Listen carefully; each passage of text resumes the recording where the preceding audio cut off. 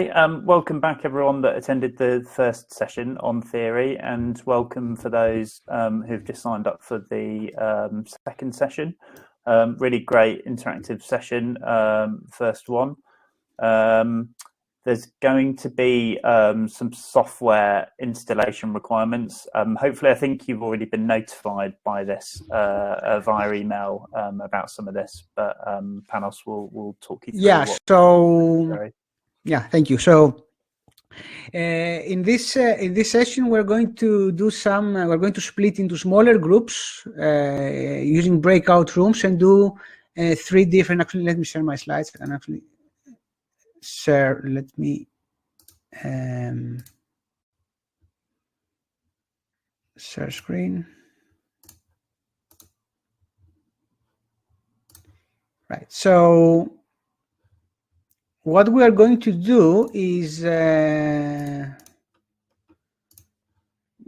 so we're going to have one modeling scenario with 3 modeling subtasks, right? So there will be 3 different small modeling tasks, and we will have 3 sessions. Each session will last 30 minutes and will concern one task. I'm going to share with you a document that describes its task, and the idea is that in each session we will spend each team will spend 15 minutes in a breakout room creating a model for the corresponding task.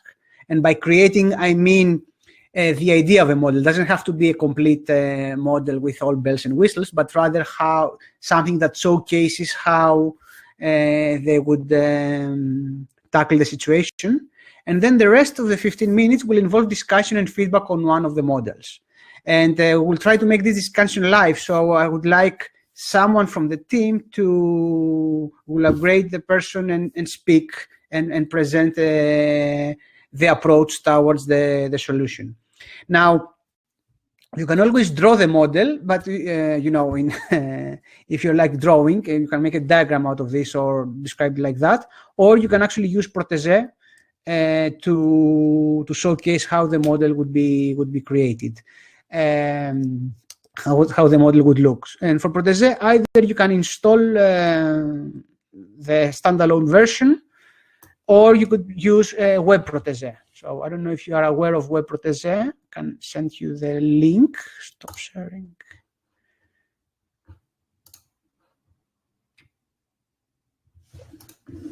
So let me see. I think the fastest way would be, so this is Web Protégé.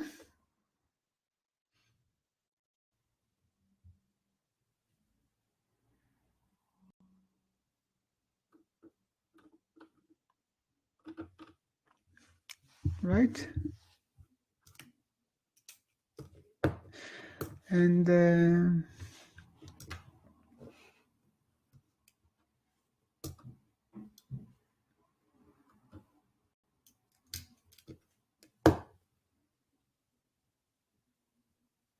yeah.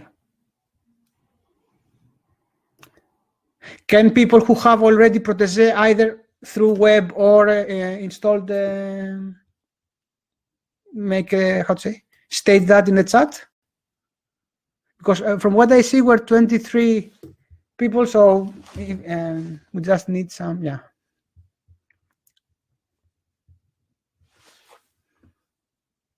Okay.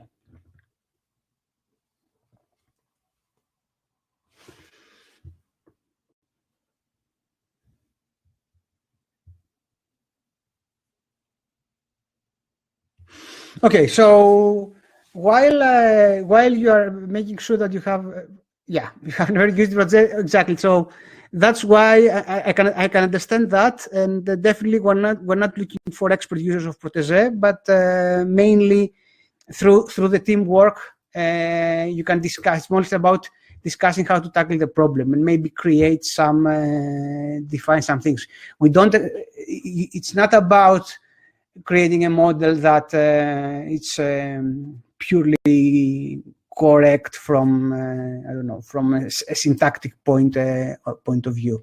So let me, because I guess we have new participants here that were not before in the theory session, right? So there is an overlap.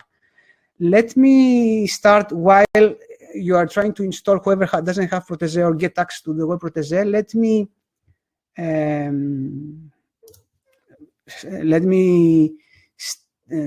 do some introduction also for the new people. So, okay. So first of all, thank you all again for joining this this masterclass.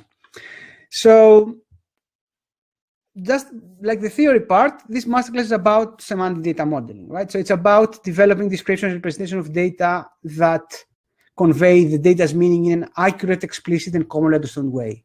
So it's not necessary, it's that encompasses, as I said, artifacts that have to do with ontologies, taxonomies, knowledge graph, etc. We're not, it's not so important what artifacts we're talking about, but it's important that what we model, the focus of this tutorial, of this masterclass, is that whatever we model has clearly defined semantics, and has clearly defined semantics that have three main properties. First, that the meaning that we model is accurate, right? And it's accurate / correct for all people and systems that use the model. The second thing is that the meaning should be explicit, right? Anything, all entities and relations and other elements should be understandable as much as possible only through the model, not having to do assumptions and things that are not within the model, and someone would need to look elsewhere. And finally, the goal is about meaning agreement, right? So how commonly acceptable is the meaning of its entity / relation or other element among the people and systems that use the model? Because the goal in the end is, as I said, to bridge the semantic gap. For me, that's the main usage of a semantic model, of an ontology, taxonomy, knowledge graph. Because otherwise, if this is not the case, then the semantic model is just a glorified database, right? So just in a different format. And as we discussed in the previous masterclass, the main enemies that we have is ambiguity, vagueness, diversity, semantic change, and bad modeling. So ambiguity is when we define things that in a way that it's not clear what is the intended meaning, right? When a term or a definition has more than one meanings. Vagueness is when we have elements whose truth criteria are not clearly defined, or it's impossible to have them clearly defined. Diversity is the totally different ways that the same information can be said, and semantic change is, of course, how meaning changes over time. This is not something that we're going to cover today. So in the previous masterclass, we saw several pitfalls of when it comes to modeling, and in this session, in this practice session, we're going to try to put in practice what we saw earlier. For those that were not in the theory part, it will be a discovery journey, right? So it's not going to be like a self-test, but it will be like a discovery journey in the sense that we will see mainly through the feedback session, but I hope also through the discussions with your teammates that were in the previous session, to see things that you may have not thought before, or you may haven't seen that they can be indeed a problem. So how we're going to work? As I said, there will be a modeling scenario with 3 different small modeling tasks. We will have 3 modeling sessions. Each session will last 30 minutes and concern one task. In each session, each team will spend 15 minutes in a breakout room where you will create a model for the corresponding task. Obviously, you can assign one person to, I don't know, work on Protege or some other, or some, I don't know, some drawing, some drawing or even taking notes. That's not a problem. And then after these 15 minutes, we will come back and we will discuss one of the models.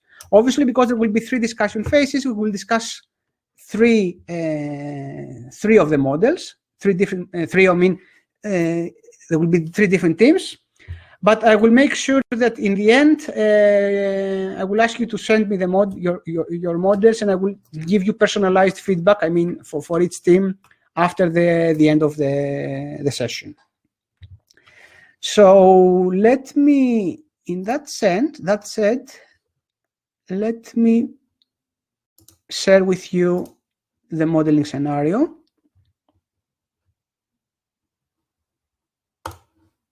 And let me know if you are able to access it. So this is the document with the scenario. And let me give you a short explanation of what it is.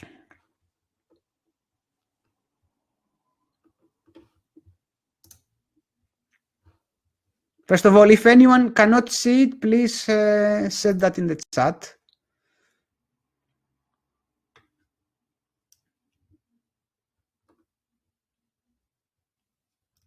Okay. So,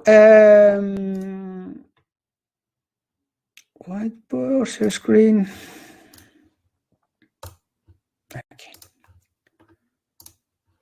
Okay. So, actually, let me share this one. Right. Okay. Yeah. Okay. I will use also this because so. The general scenario is that we have a professional services company that wants to implement a decision support system for deciding whether to pursue a request for proposal, right? So there is a request for proposal that says that we need a company, a client organization requires some services and issues a request for proposal. And this particular company needs to be able to decide whether it's worth spending time and resources for developing a proposal for that RFP, right? And the task that we have as semantic modelers is to develop a semantic model that captures the domain knowledge this system needs.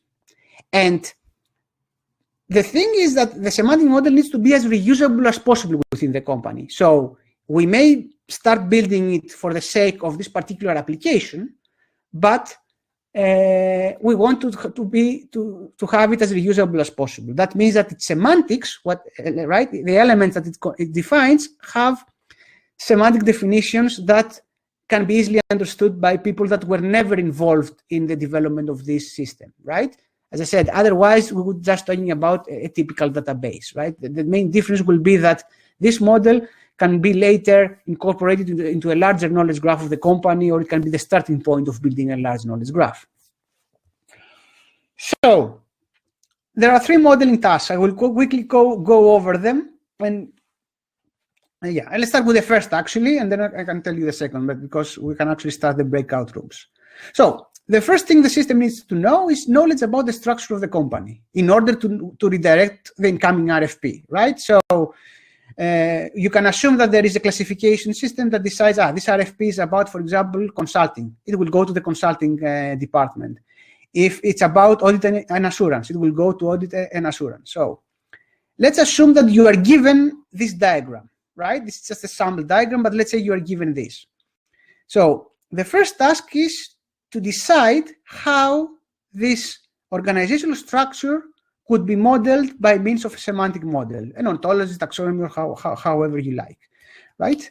As I said, you don't need to take all of this and create it. We just need to have an idea of which elements are going to be modeled in what way, right? And have some sample content of this. So for instance, if you create an entity risk advisory, I would like to know, is it going to be a concept, a SKOS concept? Is it going to be a class? Is it going to be, is it going to be a concept, a class, an individual? Or if you have the relation between consulting and the parent company, how this relation is going to be named, for instance. Things like that, right? So in that sense, you can either use protege, or you can maybe use, depending if you like, you can also use create a diagram. Whatever is better, works better for you. Okay, so let me stop sharing.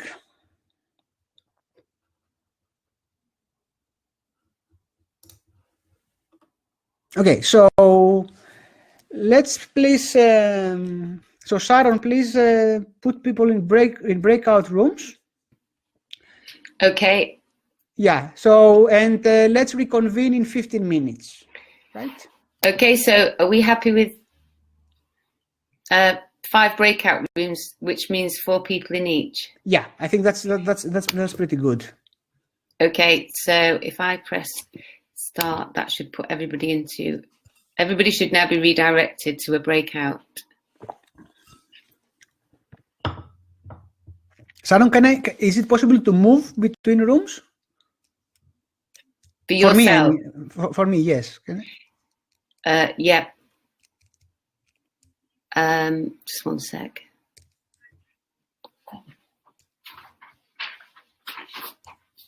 I'll just mute myself for a sec.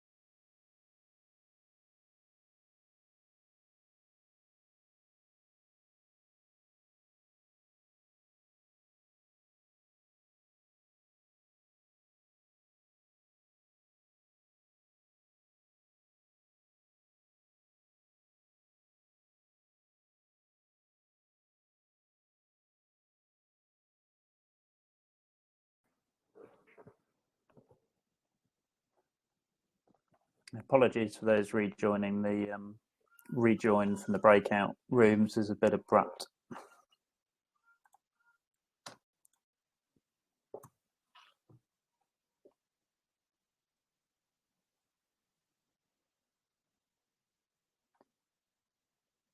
Can you hear me? Panos, are you there?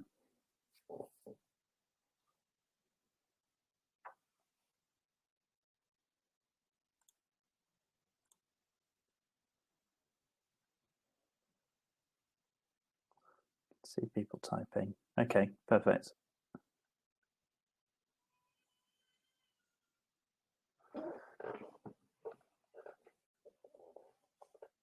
Panos, it looks like your microphone. Yeah. Camera. Sharon here. I'm just trying to get Panos back in. Oh, great. Thanks.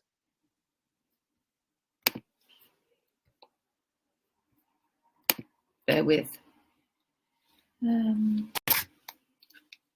this chat. Can you hear me?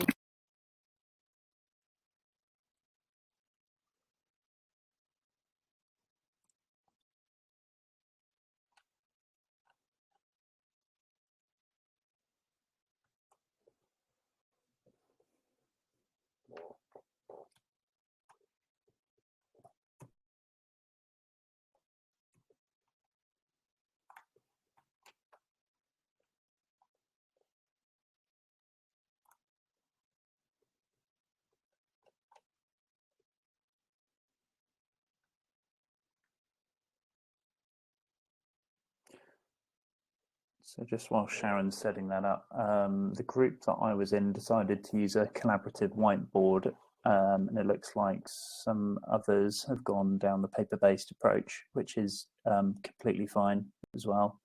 I was talking to Panos during the sessions just to check that we were following the right approach.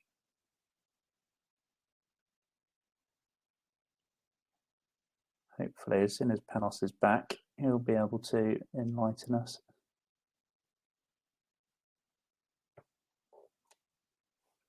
I will just message him, see what's going on.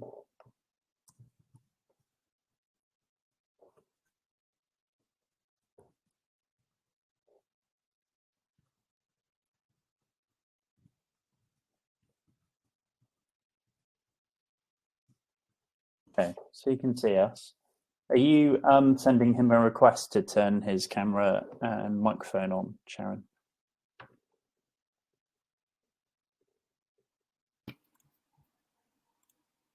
Yes, sorry.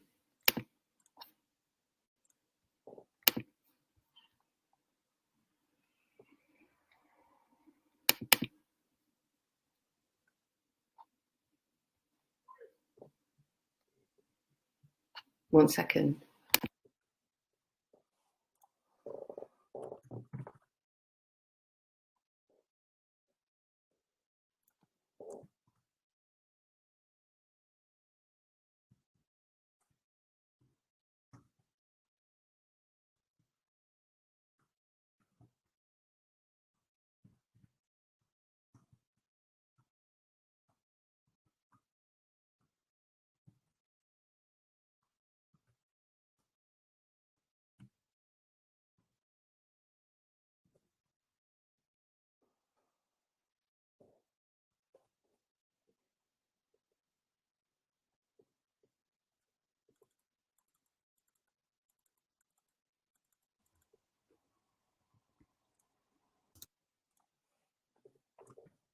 Can you see me?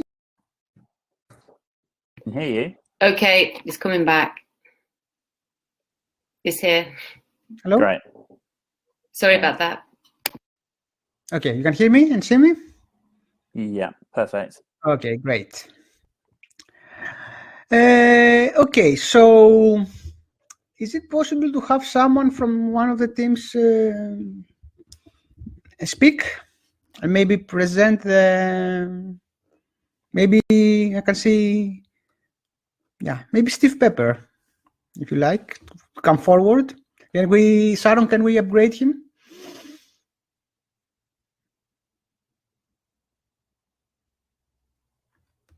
Yeah. Yes. Okay. You can't see me, can you?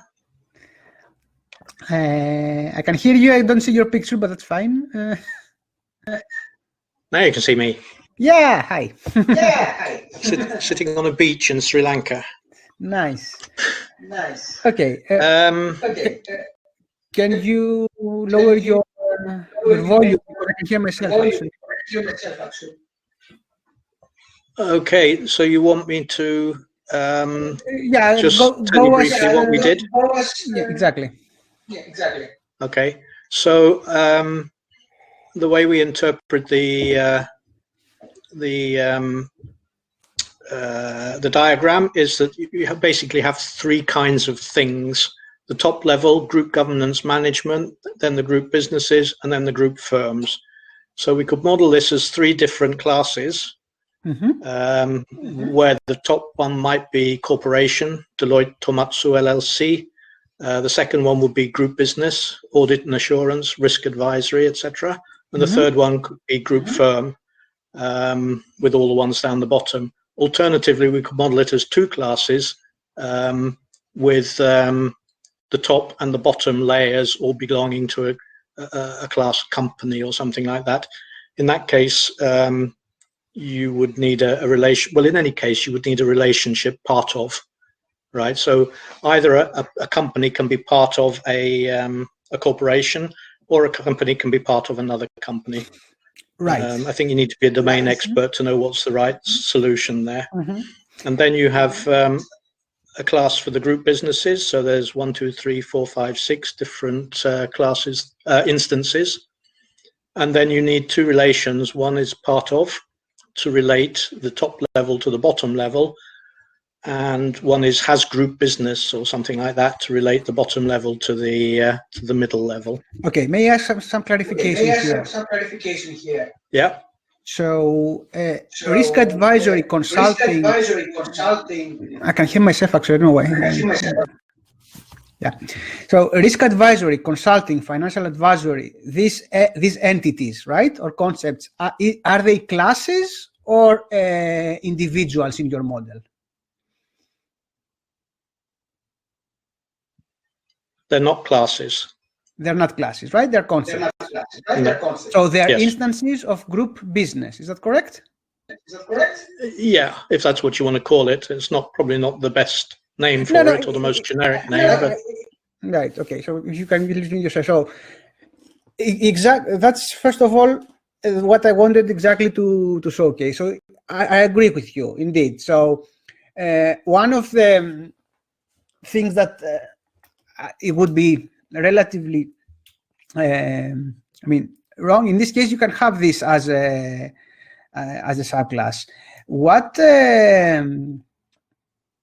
So what the only thing I can say here is about what I said earlier about the names, right? So in terms of naming, right? Of course, the diagram you got has risk advisory as a name and consulting, right?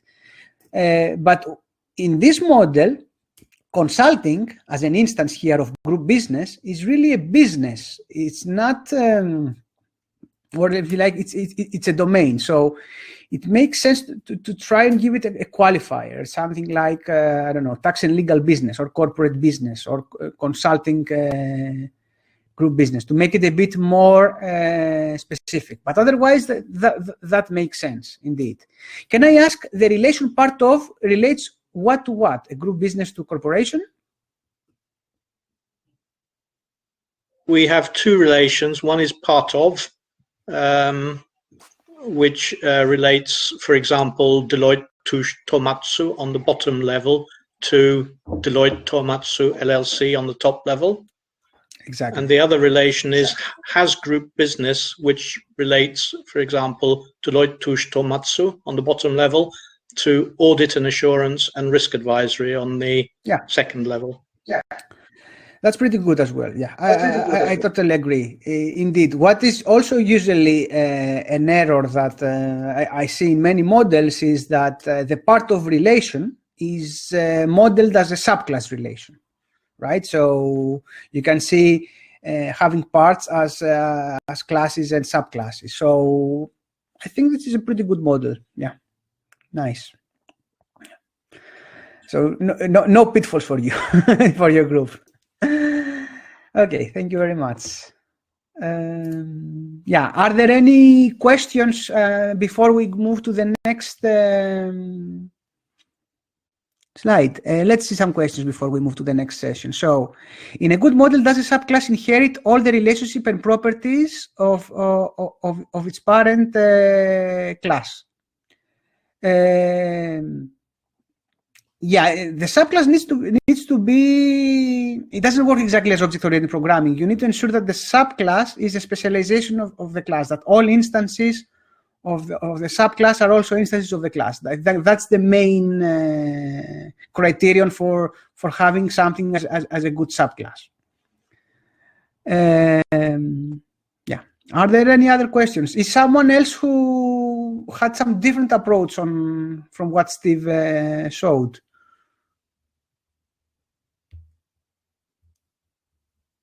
How would you model the managing?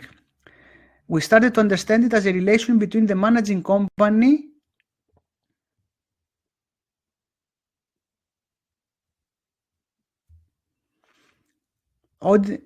exactly. I like Valerie's exactly the remark.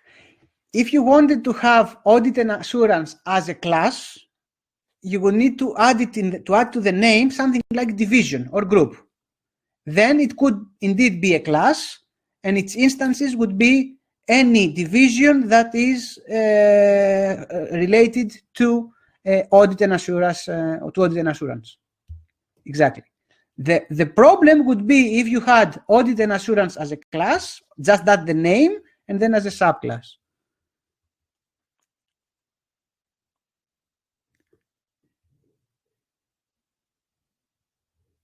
Yeah, Daniel, I understand that the task was not was a bit unclear. I wish we had more time on that, but yeah. So modeling subsidiary as a subclass of a company is not correct, indeed, because it's actually a part of, right? Yeah, divisions, and that's why I deliberately put you an organizational chart, right? If you had a similar chart that had I don't know, the reporting structure, so CEO and I don't know, director reports to CEO, you wouldn't you shouldn't also put it by default as a subclass, or even so practically this is about showing that when we get as humans, we like hierarchies, right? But hierarchies often have relations that are not are something else, are associative. It's just that we like organizing things into a hierarchy. Imagine your folder structure in your laptop, right? It's not you can always organize it hierarchically starting from a root, right? But it doesn't mean that one is always part of the other. Yeah, RFP could be a concept, although this task was not about RFP, indeed. Then a class on specific details on specifics. Yeah.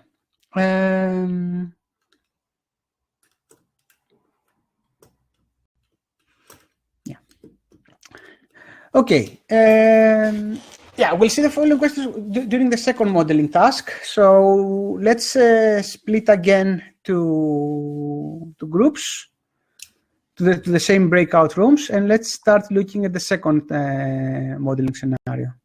Again, suggestion, Panos, that it might be worth checking whether people would like a kind of quick tutorial on Protégé if you think it's feasible. Just because I know in the breakout group that I was in, I think people were struggling a bit to understand how they would engage with Protégé in the time available. Okay. Yeah. So I don't know whether it might be worth actually just walking through maybe one of the exercises. I think given the time and constraints in the online form, I think it's safer whoever doesn't have experience in Web Protégé to just work on a diagram on a whiteboard as we did earlier. And what we can do is actually I can dedicate this the last part in discussing protégé in general. So I can give you a walkthrough of protégé. Great. So maybe instead of doing Q&A at the end, actually walk through the example in protégé. Yeah. That might help. Yeah. Great. Okay. Sounds good.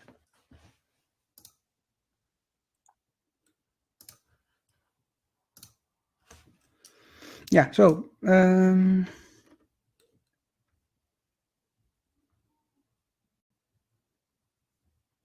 Yeah. So Sharon, please create the breakout rooms. Okay, so we're going to put people back in the same rooms they were in before. Okay. So we had Xenia,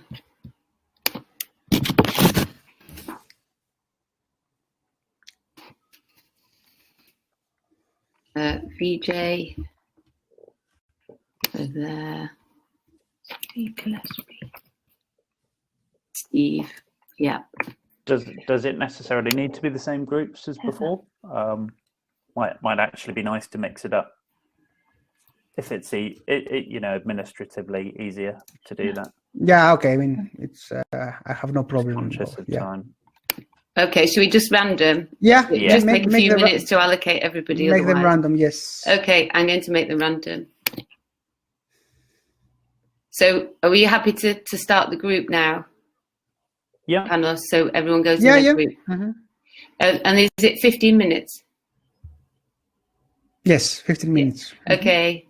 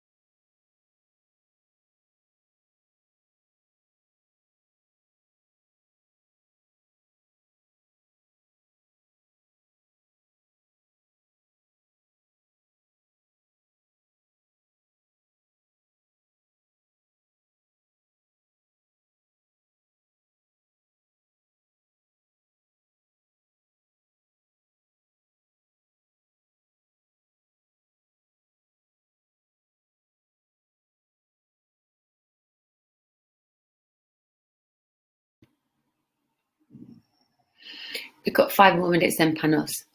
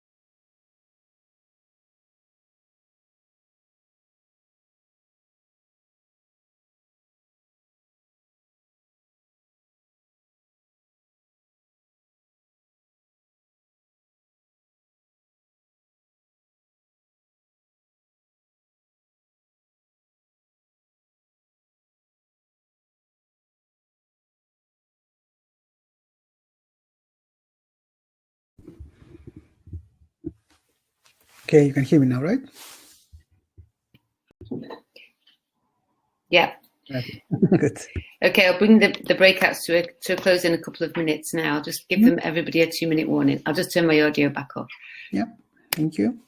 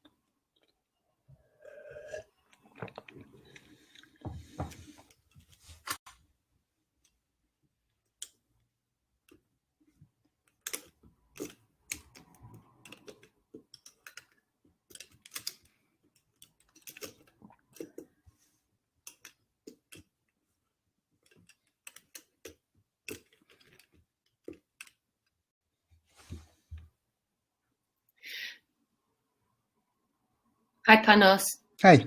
I've just give them another minute because by the time I got through each room, because also one guy had lost his room as well, so I had to try and put him back in. Okay. So I'll give them another minute and then I'll bring them back. Otherwise, I'll stop the mid-conversation.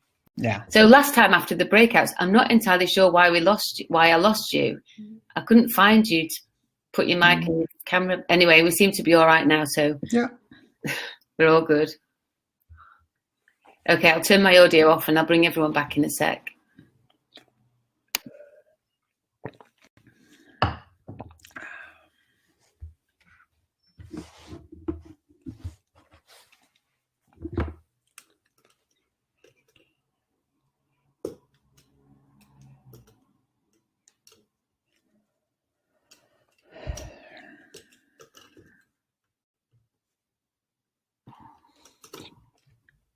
Okay, we're all back now. Panos, over to you. Hello again. Okay, I hope you had a nice time. So, who's going to be brave enough to talk today? I mean, I went over some rooms, so maybe I think I saw one group. Maybe Daniel Alvarez. Would you like to represent your group and tell us about your model?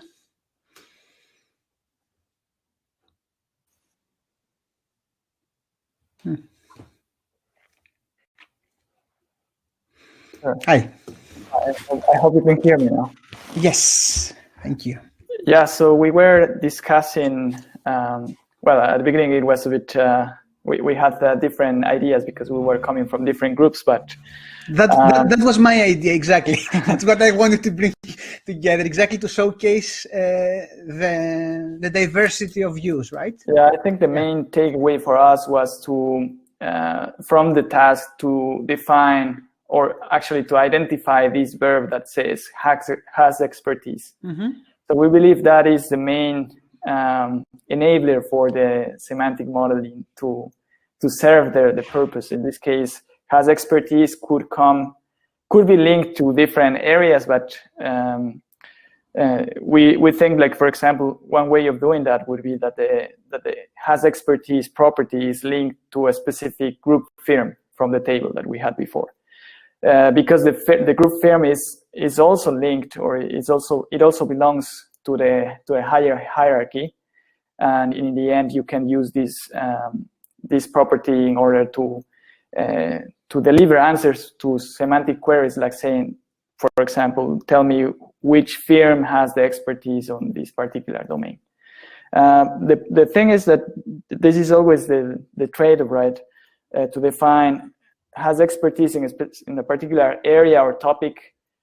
So we thought that maybe the topics or areas could be coming from a hierarchy. Mm-hmm. In this case, for example, using SKOS concepts and so on. Yeah. Because I don't know, it's something that could have different levels, but this is not limiting you to define relationships between these domains in the ontologies. That was more or less the summary. Exactly. That's very, very correct and very nice indeed. The main thing is not the main thing. Yeah, one idea is exactly to.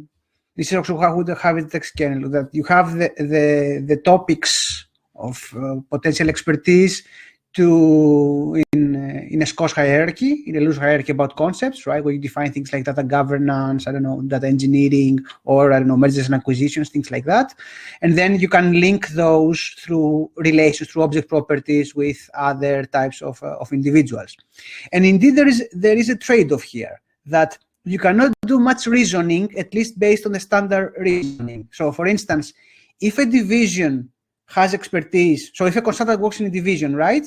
An individual consultant, let's say, is expert in data engineering, and he is member of a division, so he works in a particular division, then the OWL and SKOS cannot give you, cannot help you infer that, therefore, this division has this expertise, right? This is not standard OWL reasoning and even SKOS reasoning.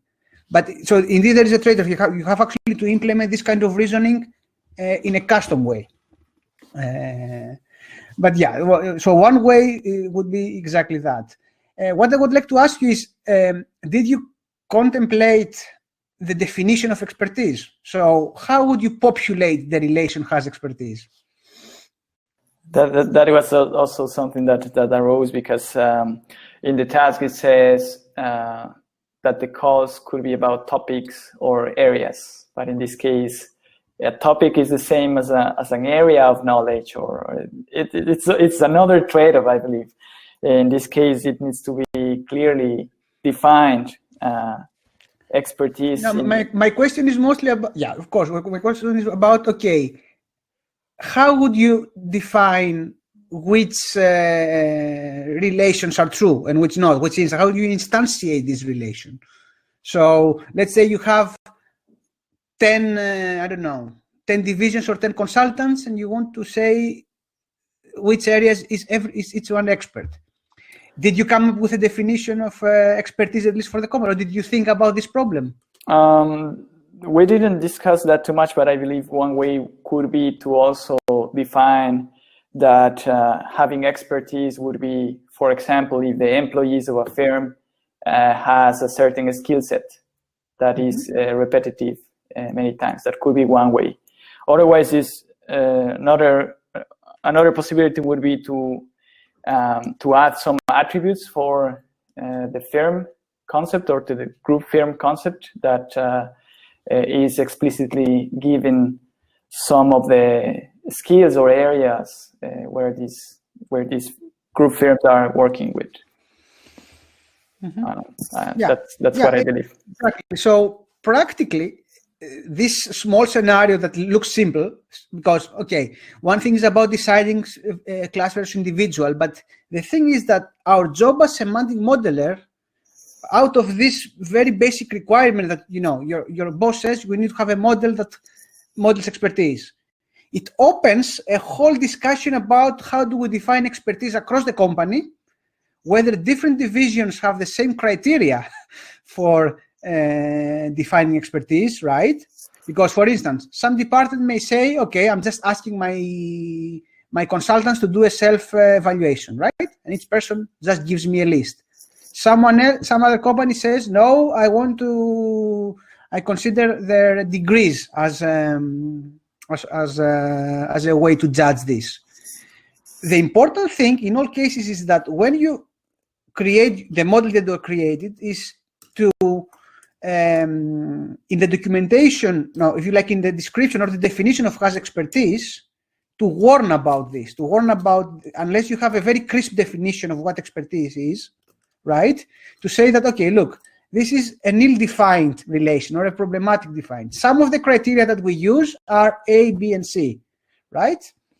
Because if you don't do that, then, and you just get the model out there won't be consistency in instantiating this, right? So from a schema representation, it's a perfect model.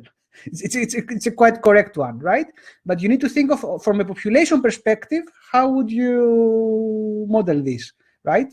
Yeah. So it's this is what I wanted to convey through this exercise, right? Through this task. That this is the problem for that we come many times across, and I don't know whoever was in the previous in the theory. It was all this about vagueness, how to tackle vagueness, and don't be surprised that if you have, for example, if you ask the consultants, the individual consultants, to assess themselves on their expertise, and then have, I don't know, their manager do the same thing, you will get disagreements, right, on this. So the has expertise is a seemingly innocent but actually very tricky relation to include and populate, right? Yeah, so this is what I want to say. Let's see, do you have any questions? Thank you, Daniel. It was very good.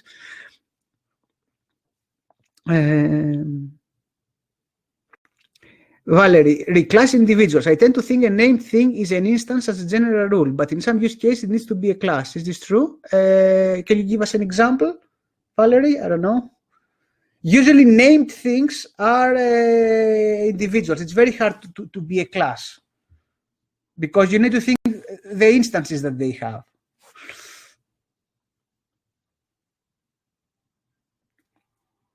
Right, so Toyota. Okay, Toyota itself, it depends on what it refers to. So if you're referring to Toyota the company, then it's an individual. If you're saying Toyota car, which means a car whose brand is, which is constructed by Toyota, then it's a class, right? So Toyota is just a word, and it has many meanings here. That's why I highlighted the problem of naming, right? Yeah, that's the trick. So yeah, of course you say, I have a Toyota. Yes, okay. I also have a Sony, but Sony what? Sony laptop.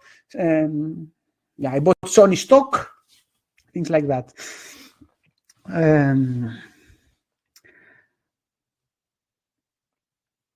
Okay, general question. Does anyone have resources on how ontologies integrate into knowledge graph? I'm also looking for resources that show ontologies and knowledge graph in action. Yeah, okay. Yeah.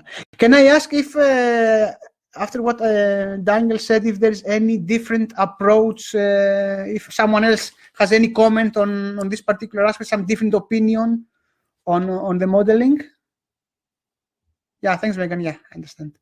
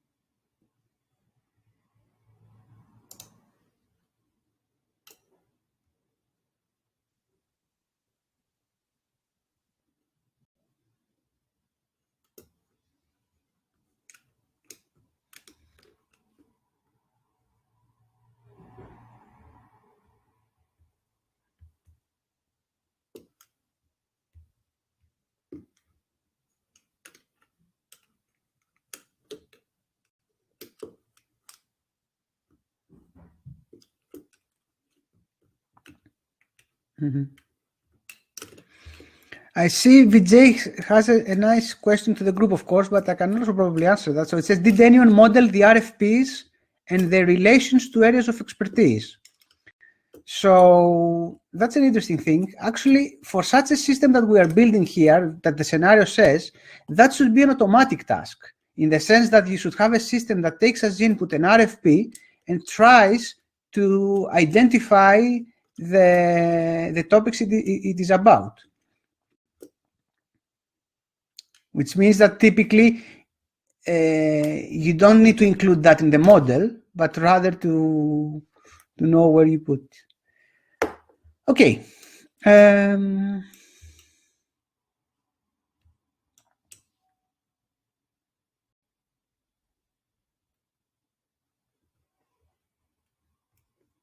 Indeed, the experience aspect is also something that sometimes is ill-defined and can complement expertise.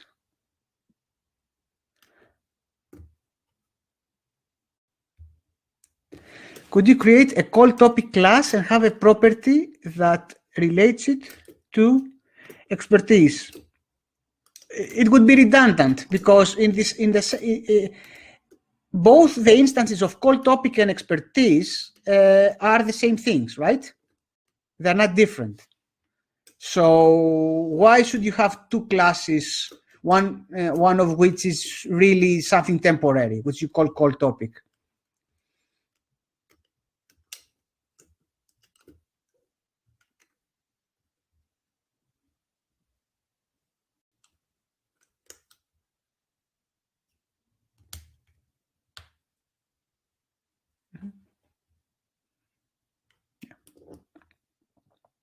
Yeah, in general,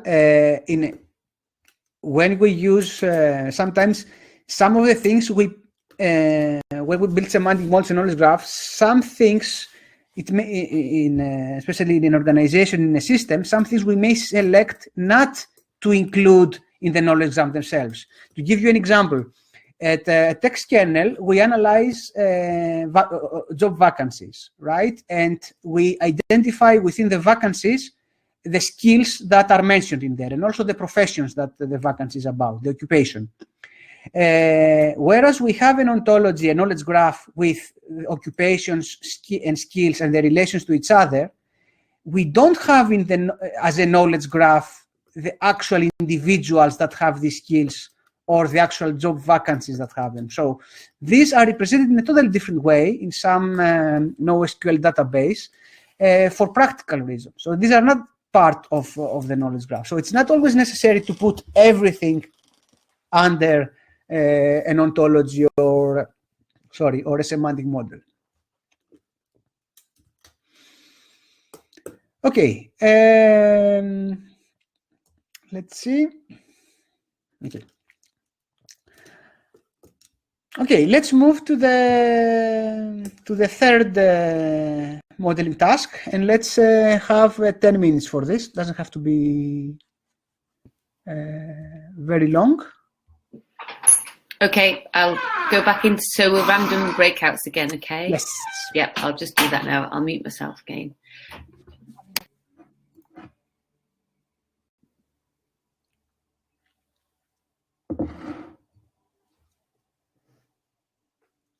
Yeah. Steve says same groups. I don't know if that's possible.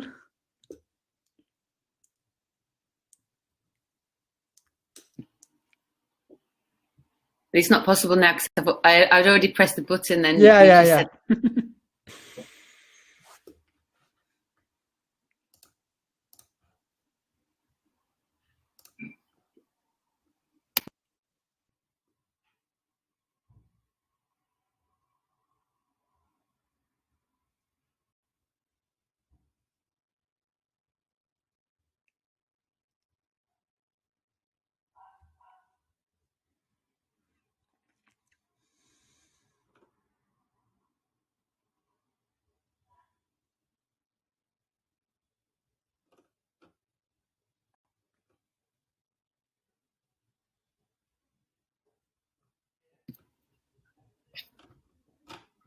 So if we bring them back in a quarter to, so another, say, 8 minutes. Yes. Yeah. Okay. Oh, no, let me see. Wait, we're finishing at 6:15, right? Oh, yes. Yeah. Yeah. So let's say 10 minutes to 5. 10 minutes to. Okay. Yeah.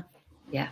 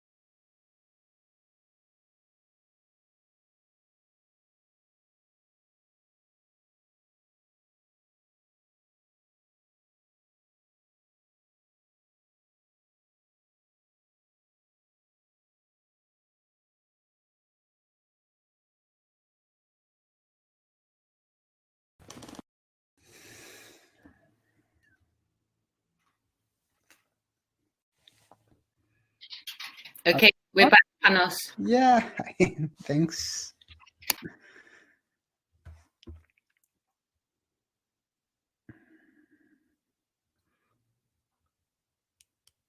Okay, who's gonna present now? Let me try pick one.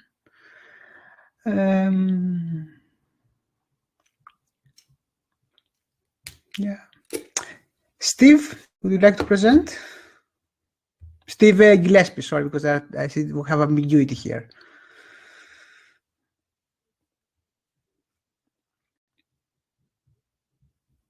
Yeah, please. I see from the same group to Steve. Yes. Yeah. Hi there. Hello.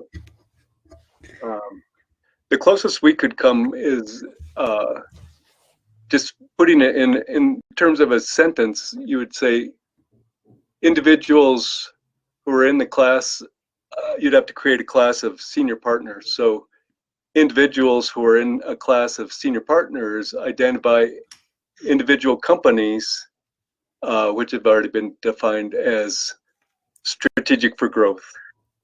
And that's as far as we got. So, right. So you are saying that you are going to, let's say, have it highly personalized in a sense. So instead of having a single definition of strategic importance for the whole company, you are going to have a relation between the individual senior partner that believes that a client is strategic and the client, the organization. Is that correct? I think so, yeah. Yeah. No, that is a possibility indeed. So exactly, the problem that we have here with the expertise, it's pretty similar to the expertise problem. Strategic is a vague relation, is a vague notion also, right? So it can be that when we ask the different senior partners, we get very different results. There will be some overlap, but there will be also some disagreements. So we have practically the following options. One is to try and make them all agree, right? Try to say, okay, let's have a board meeting, a partner meeting, and let's discuss. Let's agree on a common list of organizations that we believe are of strategic importance, and let's add this to the model. What may come from that meeting is that there may not be as much agreement, and we may say, okay, we can define particular contexts on which some organizations may be of strategic importance and in other contexts they may not be, right? And the extreme is to have it per individual. So each one has its opinion, right? And we have this kind of provenance information that, okay, this senior partner believes that this organization is of strategic importance. In terms of representation, this can be represented in multiple ways, right? So one way is to have a subclass of organization called strategic organization, and have these as instances, have the particular organizations as instances of this. We could also have a property, I think data type property, simple, like strategic or not strategic. The main thing, again, like the expertise case, is to make sure that the vagueness of this information is clear, is communicated, and whatever criteria we agree on after a lot of contemplation are somehow represented, either formally or informally within the definition. If we could also have something like something that OWL doesn't really allow is to, as I said, is to contextualize relations, and especially the instance of. So to say, for instance, that, for example, that I don't know, Toyota, because we mentioned Toyota earlier, right, is an instance of strategic client according to someone, according to a senior partner, or for a particular purpose, is not so straightforward, right? So that would require some kind of refactoring in the case of this. Some kind of n-ary relation pattern, right? Something like that, where you can actually put all the criteria. But yeah, thank you, Steve. Yep. Are there any questions? Can I see any other approaches or?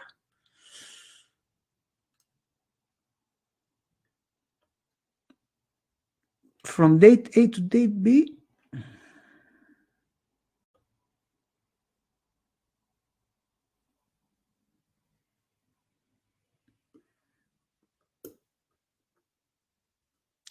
What is a transient relation? Because I'm not sure I understand the terminology here. Zenia, can you elaborate? A property that could be true at different points in time, so it could change. Right. I guess that pertains to temporal ontologies, which I'm not sure there's a standard for that. But I would say that I don't have much experience on that, but I would say that if you have such a relation, right, you would need a property of that relation that denotes the validity duration, something like that. I'm not sure there is a formal way. Full party use collection for exactly that. Okay. To be honest, I don't know, but the way I would model it would be to add a property to the relation that suggests that defines the duration. And of course, because, as I said earlier, OWL doesn't allow for relation attributes, you would need to do some kind of reification, right? So let's say you have, I don't know, let's say that you have a relation married, right? That someone was married to someone else for a given period of time. In that case, the reification pattern suggests that the relation married becomes an entity and a class marriage, and then the marriage would have a property duration. That's the typical pattern. Daniel, how can one start including people within the enterprise to contribute to semantic models if the tooling needs a steep learning curve? Yeah, great question. So,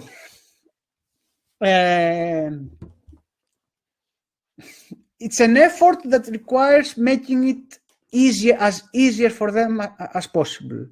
So, indeed, you would not want to give to just any people learn Protege and start doing things, right? If you don't have, if you cannot find intuitive enough tooling, you should probably try to start with basic things like even spreadsheets or Excel, things that people are used to, and start gradually teaching them the concepts, right, of how to model things. Yeah, and indeed, as Steve Pepper says, free tools tend to be clunkier than commercial tools. Indeed, right? There are many things, and also at Textkernel, this has been a big problem that we have had. We couldn't find a good enough editor for our knowledge graph, and we had to build it in-house. It's not a market that currently has a lot of good options. To be fair, I haven't tried things like, I don't know, the Pool Party or Top Rate Composer, so I don't know their usability. I cannot judge it. I'm just saying that.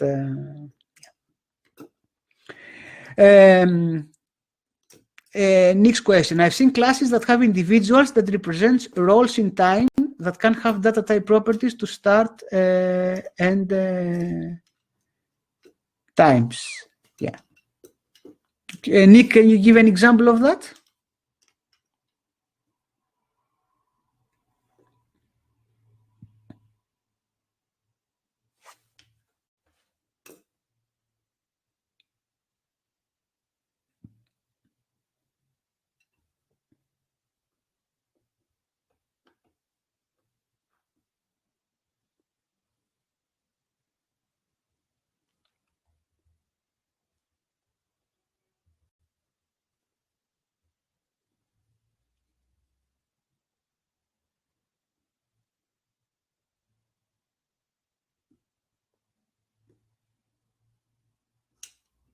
Yeah, indeed, Daniel. RDF star is exactly this effort because it was actually the criticism that RDF had compared to, for example, property graphs in Neo4j, that you can't have relation attributes. Of course, to be fair, I don't know what RDF star is going to try to do, but for example, property graphs only allow you to the attributes that you define for a relation are also just literals, strings or something like that. So you cannot define entities as attribute of a relation, right? So you cannot say much of this. Okay. Let me see.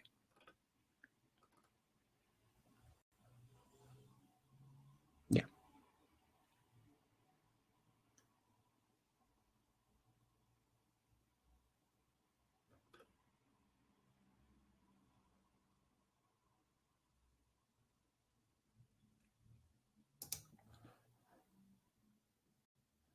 Yes, Steve, reification. This is the name of the pattern commonly, that is known in RDF. It was one of the first things that.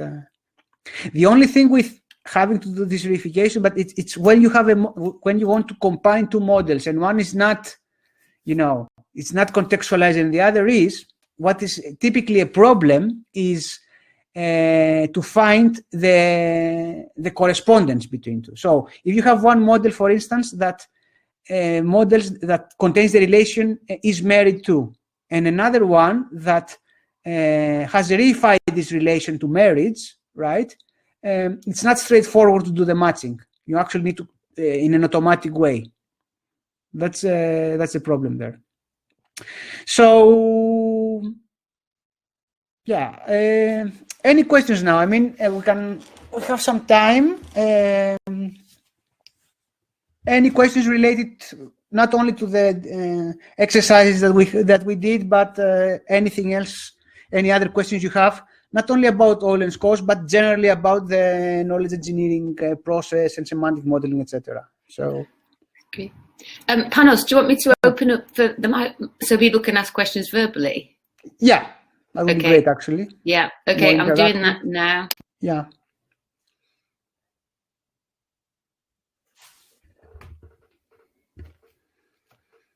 So, please speak.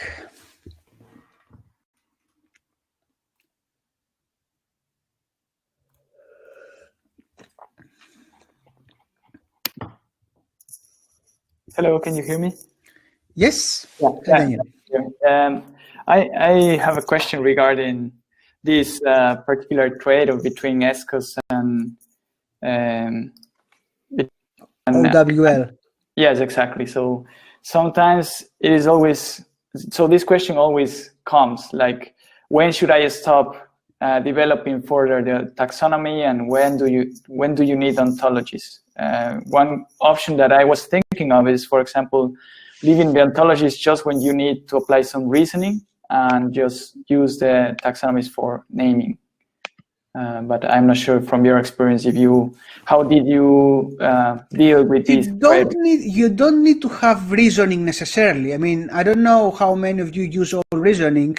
At XKernel, my company, we have a knowledge graph, which you can consider as an ontology in the sense that we have ad hoc relations. It's not only taxonomies. And we don't do this formal reasoning that OWL does. We do a lot of inductive reasoning on top, right? So we usually try to find missing links and things like that, but we don't necessarily do formal reasoning. You start having an ontology compared to SKOS when you start having specialized relations, right? And also a lot of attributes. I think that's when the starting point. It's not a clear cut, and I mean, it's. I'm not sure why this question is kept being asked. Maybe by saying I'm using SKOS, so I'm investing in different types of tooling. It may be the case. I'm not so sure about that. I don't know what's your experience on that. But for me, the discussion as to how to characterize my model, right? So I have a model that works in my organization, whether I call it an ontology, a knowledge graph, and or a taxonomy. for me, it's of secondary importance with respect to what it contains and how it can be used. That's my general view. Yes, Steve. I have a question. I put it in the chat. It's what relation should one use to subclass a relation from SKOS related?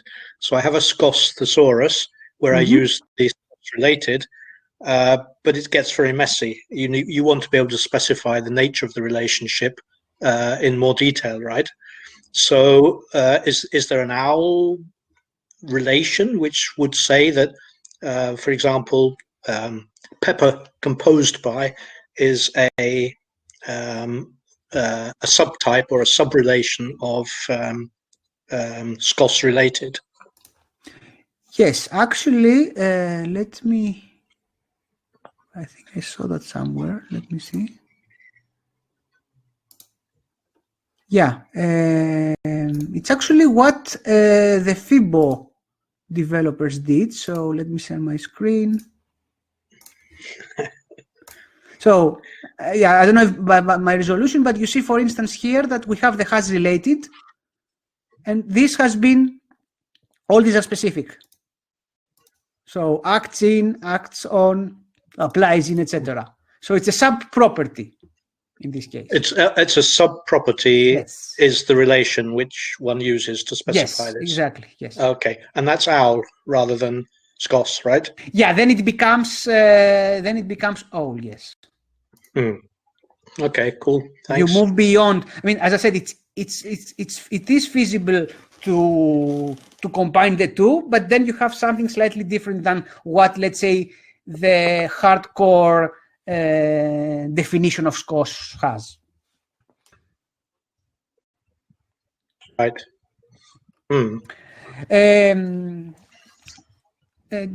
Okay, I see a question about formal testing and evaluation of ontologies. Yes, okay. So the problem with formal testing is that, generally with evaluation of ontologies, right? So formal testing, the first thing what you normally can automate is consistency check. So if you have axioms or if you have rules, and you, like for instance, that you have a one-on-one relationship, which means that if it becomes one-to-many, it's violated. These are things that you can test, right? In text kernel, we have many such tests that we run every time we release a new version of the ontology. The difficult thing to test is whether what you may have changed in the ontology has introduced semantic errors. So maybe you have introduced a wrong fact that for which you have no axiom that shows that it's validated. So let's say that you have said that, I don't know, Einstein discovered penicillin. It's very hard to have a test that will tell you that this is wrong, right? So usually in that case, one technique is to use some kind of regression, some kind of, you have, you only check from version to version different, from version to version, you check the differences. But this will require mostly manual work, right? So you can, I think the answer is you can automate some parts of the testing, mostly structure and consistency, and others will still require some kind of human interpretation, human input. Of course, the more you spend time and effort to axiomatize your ontology, to add things, the easier testing becomes. But you have to consider the trade-off there, whether how much this gives you. And usually, in many practical situations, you don't have the time or even business value to actually do all this heavy axiomatization that an ideal semantic model would need.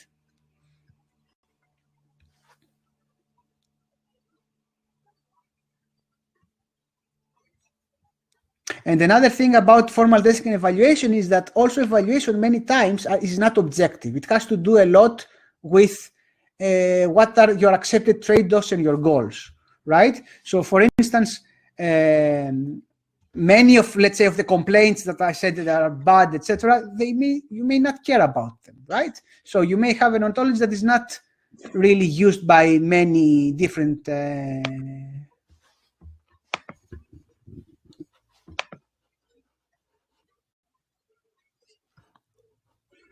it is not used by many different people, so you don't care about being totally correct or, you know, having the best names or the most unambiguous name. But if you try to scrutinize it from another party, you may end up with something that is not so good. Okay, we have a couple of minutes before we do the book raffle. Is there any question? I see Heather is typing, so you can also speak if you want.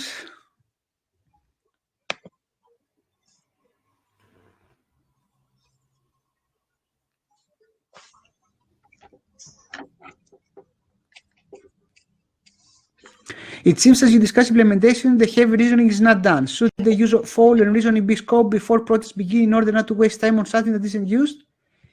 In general, not only of OWL, in general, when I dedicate a lot of time, a lot of content this on my book, where actually I say that the specification phase of a model, of a semantic model, that being knowledge graph ontology, is really, really important, because you end up wasting time on many things. So my personal experience, I spent the first 6 months of my time at TextKernel building something that it couldn't be used. After 6 months, we realized that it couldn't be used. Why? Because there were many dependencies that I hadn't seen, I had never asked about, right? I will give you an example. I insisted a lot in the beginning to have broader narrow relationships, and we ended up not needing them. Or at least, if you like, not the system that would use the ontology, the taxonomy, could not use them. So it wasn't really, it didn't provide any business value, right? It's what I call building the wrong thing. So you may build a perfect ontology from a semantics perspective, from an objective perspective, and not being useful at all. So, right? So everything is, in a sense, a trade-off. What I try to discuss both in this masterclass and in the previous one is some practices that we can definitely improve, so that we try to be a bit future-proof. Semantic modeling is very hard in general, right? To really do something that is globally accepted and have explicit meaning.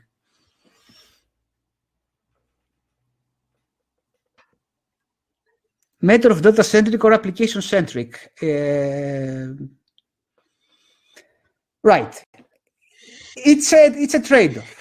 So if you start with the data without considering the application needs, right, you may as I said, you may not be able to serve the applications, because you have to think in the end what you are selling to your customers. Are you selling the application, or are you selling the data?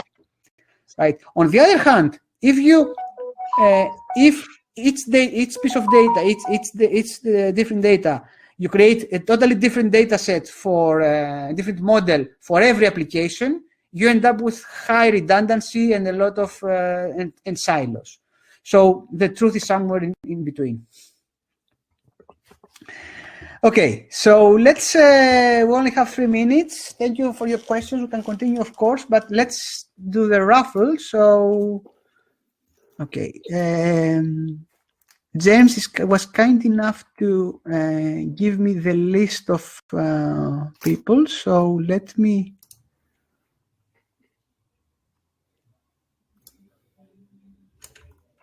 create the list.